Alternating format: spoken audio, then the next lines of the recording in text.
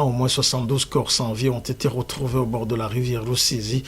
40 parmi ces cadavres ont été retrouvés au cours de cette première année du régime de Ndayishimiye, selon une enquête faite par le Forum pour la conscience et le développement Pacifique Ninazwe.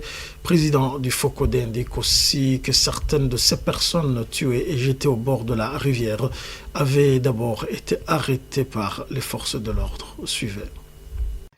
Nous considérons que la Rusizi est devenue comme un abattoir des humains.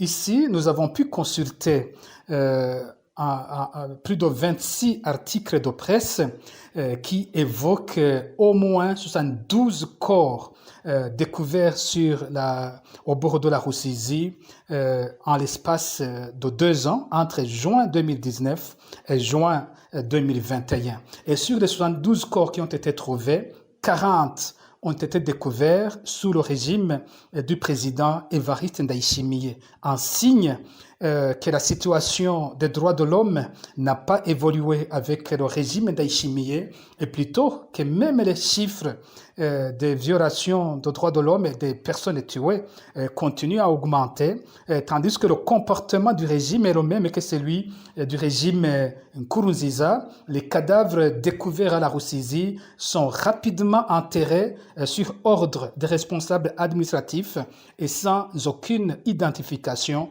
des victimes.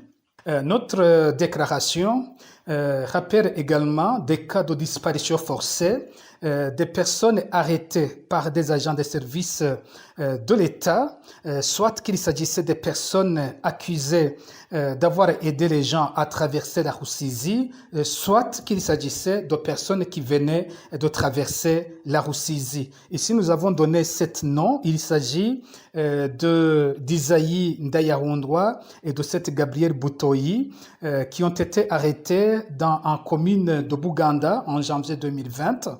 Il s'agit aussi d'Ivan Ndayishimiye et de Jean-Marie Nahayo, originaire de la province Moaro, et qui ont été arrêtés en commune Rugombo en octobre 2020, alors qu'ils venaient de traverser la Rusizi. Et là, vous constatez que sur les 7 victimes de disparition forcée, 5 l'ont été sous le régime d'Évariste Ndayishimiye. Nous évoquons aussi des cas d'autres disparitions à la Rusizi qui nous ont été signalés par des familles de victimes. La déclaration a également évoqué des cas d'assassinat à la Rusizi. Et ici, nous avons donné 2 exemples.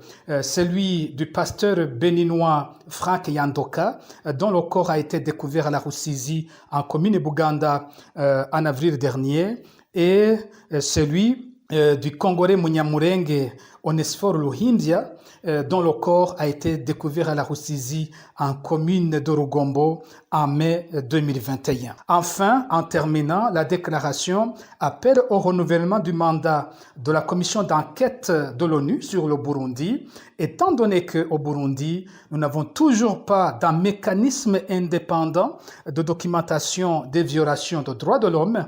La commission nationale indépendante s'étant elle-même montrée pas du tout intéressée par un certain nombre de cas de violation des droits de l'homme extrêmement graves. C'est une commission qui a notamment déclaré qu'en 2020, elle n'avait pas eu connaissance d'aucun cas de disparition forcée. Page droits de l'homme pour continuer ce journal. Le Burundi ne peut pas se développer